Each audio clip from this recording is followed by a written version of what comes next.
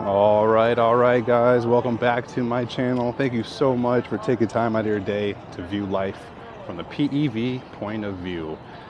Guys, I think it is time we finally talk about this new Sherman L.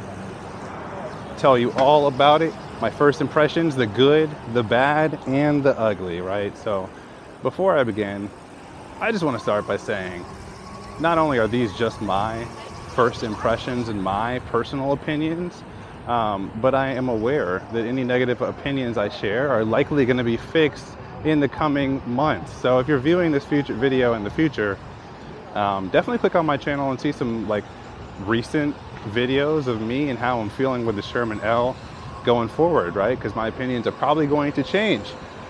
But with all that being said, my first impressions of the Sherman L are that it is a very, very good wheel. It's not a great wheel. I think that Leatt still has some things they need to iron out. And I'm sure you guys have all seen my last video that I posted on the channel, which was the acceleration assist cutout dip, whatever you want to call it. Whatever you want to call it, it wasn't an intended behavior from the wheel's firmware, so it was a glitch, right? And it was really scary, right? I was totally not expecting that dip to happen. And it's funny because I had been riding the wheel for like 3 days on those exact settings, and on top of that I had been doing that same similar acceleration, you know, tons of times. That's just how I ride, right? That's how I ride my Commander Pro. I, do some carves, get nice with it, get tricky with it like this, and then I slam on it. So, I was doing the same thing with my Sherman L, and it kind of gave out on me, right? And that's not good. So we know now from Wrong Way's video that it was like 100% firmware related, no doubt about it, no question that it was right or error, for sure firmware, right? So at that point, you've got to look into what firmware caused that problem. And I had acceleration assist on 100%, my ride mode on 40 out of 100, which I said it was soft, but actually if you think about it, it's technically medium. So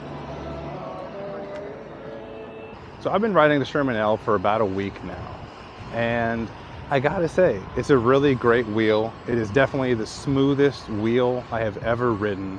It has the best suspension out of any wheel I've ever ridden. The trolley handle is phenomenal, right? It's an all-around package. The range I've gotten has been super, super good.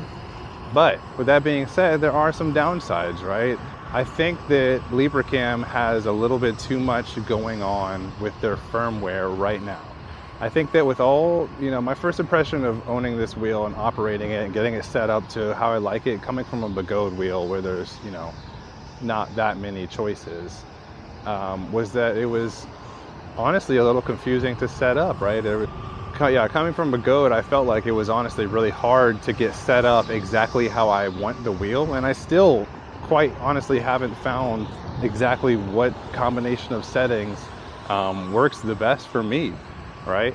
And I've tried a number of different things. Every single time I've ridden on this wheel, I've gone out and changed the settings. Right now I'm riding on firmware acceleration assist 35%, and my hard mode, I think I'm actually at 100% hard mode, or it might be at 80% based on how I'm feeling right now. But I have it way harder than I did when I potentially cut out. And honestly, you want to know the weird thing is that, so I had ridden the wheel for, 3 days at that point with the same exact firmware combo, 40 soft mode and 100% acceleration assist, and I had felt nothing like what I felt on that specific weird dip cutout thing that happened. It was really strange, right? Like that was, I know I had a lot of people saying that it was right or error and like, what can you expect if you're going in soft mode? But like, I didn't see any PSA to not use firmware assist, the fucking feature that's on the wheel, right? Like there's no information prior to that. And if I'm the one that has to, experience a severe cutout, pedal dip, whatever it might be to inform people, I guess that's just going to be the way it is. But So for now, I got the settings locked in at 80% pedal hardness, 35% acceleration assist. And I'm going to be trying that out for a little bit. I think the bottom line for the firmware for me is that it's hard to trust this wheel, and it's hard for me to ultimately ride this wheel like I know I could be capable of riding the wheel without fear of getting injured, if that makes any sense, right? Like, I know the wheel is capable, but because of the firmware glitches and weird dip sensation that I'm feeling every once in a while, it's hard for me to trust this wheel, and it's hard for me to ride it the same way I ride my Commander Pro. And speaking of the Commander Pro, right, I have the Commander Pro 50S with a C40 motor with field weakening cranked to 9, in soft mode with a forward lean, all of that, and I can slam on the pedals as hard as I want, whenever I want, and it doesn't ever dip. So in that respect, I literally can't ride my Sherman like that. And that is an area where I would say I'm let down, right? Like, if you get a wheel expecting to be able to ride it the same way you ride your other wheels, and it's just not the case, you'd be let down, right? It doesn't mean that it's a bad wheel. It doesn't mean they won't figure it out in a couple months, right? And that's the thing I was talking about in the beginning, right?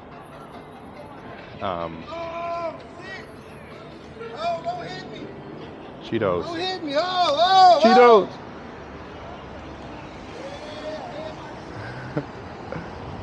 But that was what I was talking about in the beginning, is that, I have to acknowledge that, one, this is only my personal opinion, and this is my opinion after a week on the wheel.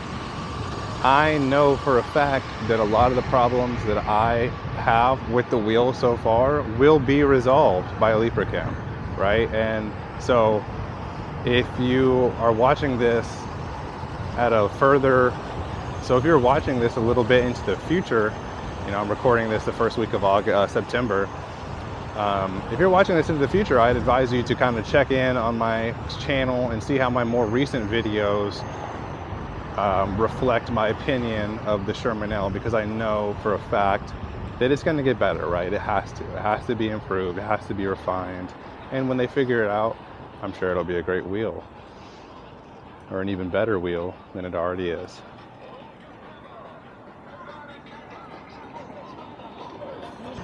So that was enough of the cons. Let's get back to some of those good pros that I know you all are looking forward to hear, right? So the wheel feels incredibly smooth, the smoothest wheel I've ever felt at most points of the acceleration curve. It has a very different acceleration curve than the Gaurds wheels do, at least in my opinion so far, and I've needed to get used to that.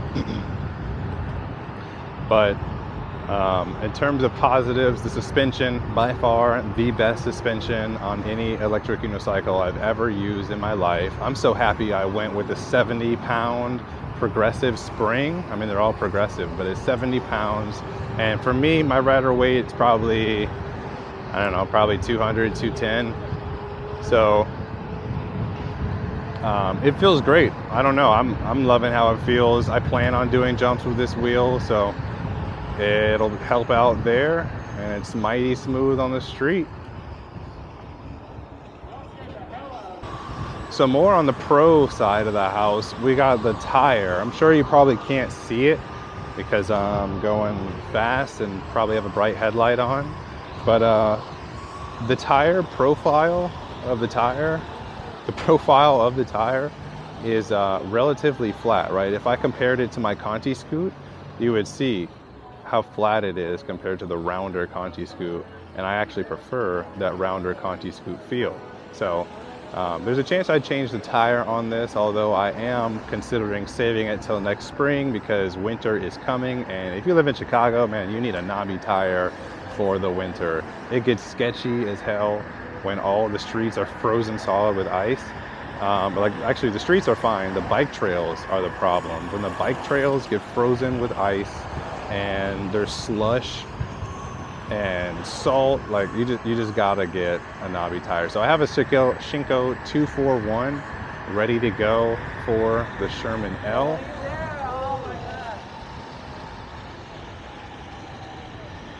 So I have a Shinko 241 ready to go for the Sherman L for winter. But if you were to get this wheel, I would say that the stock street tire would suffice.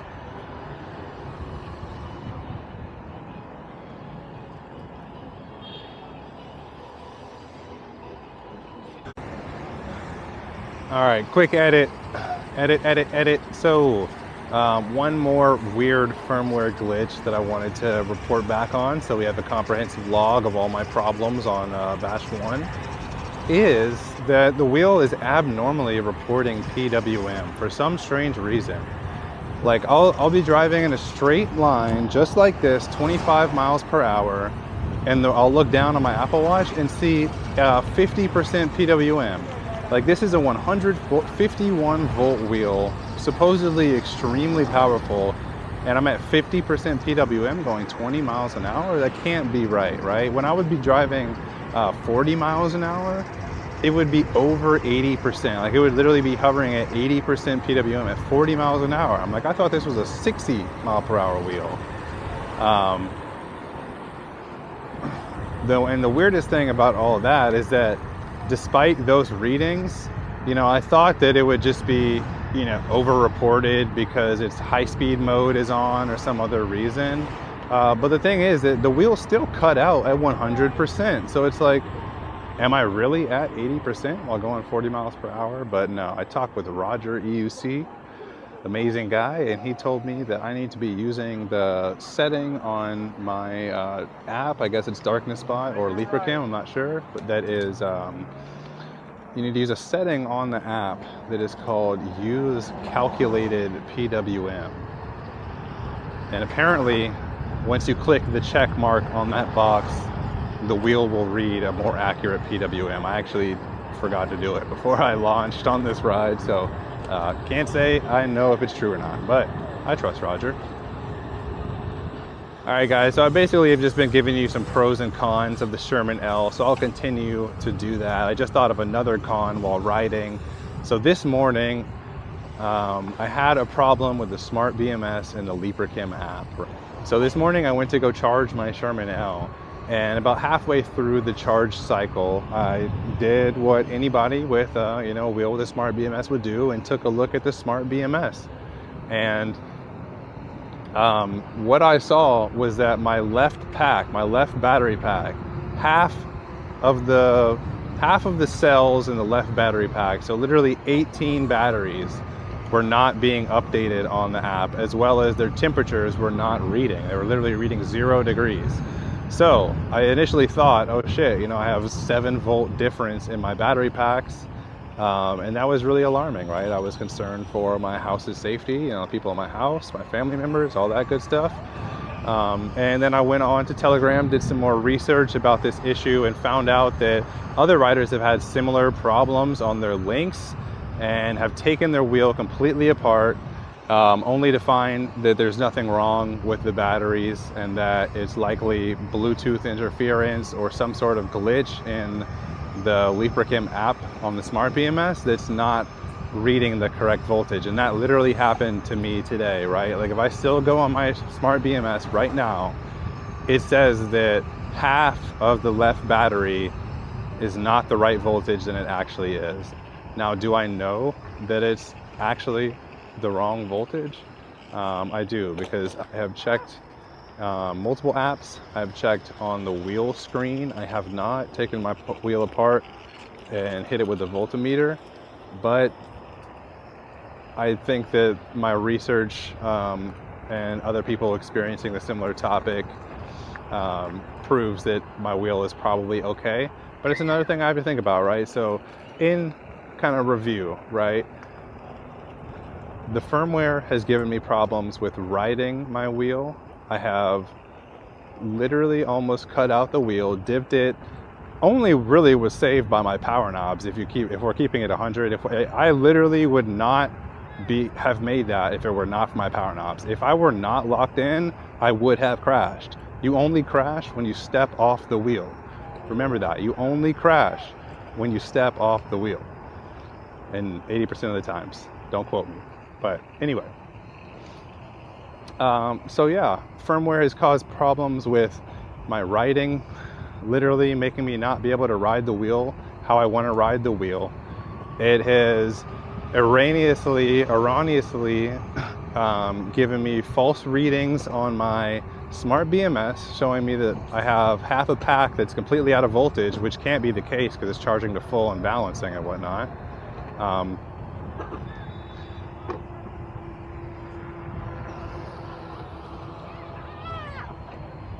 And it just feels like Leatt has some things to figure out before I call this the greatest wheel of all time, like I had planned to call it.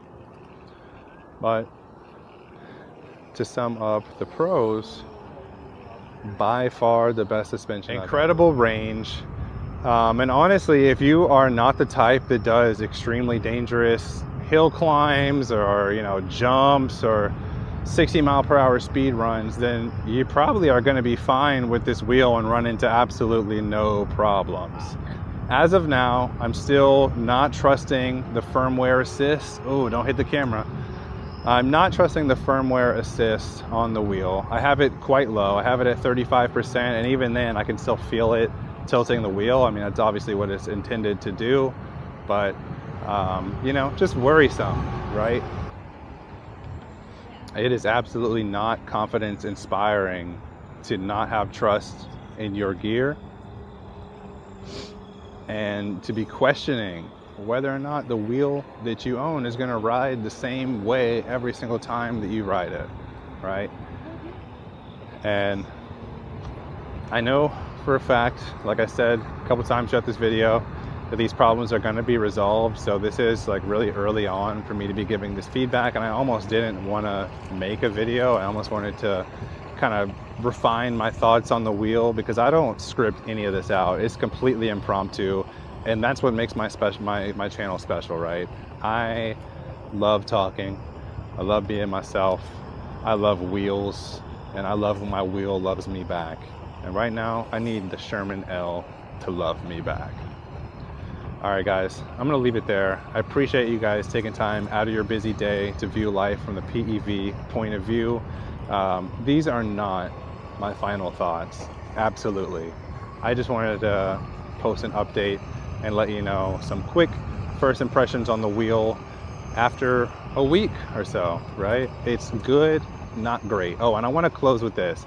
If this wheel felt like my patent, it would be a 11 out of 10. It would, oh my God, I loved how the patent felt.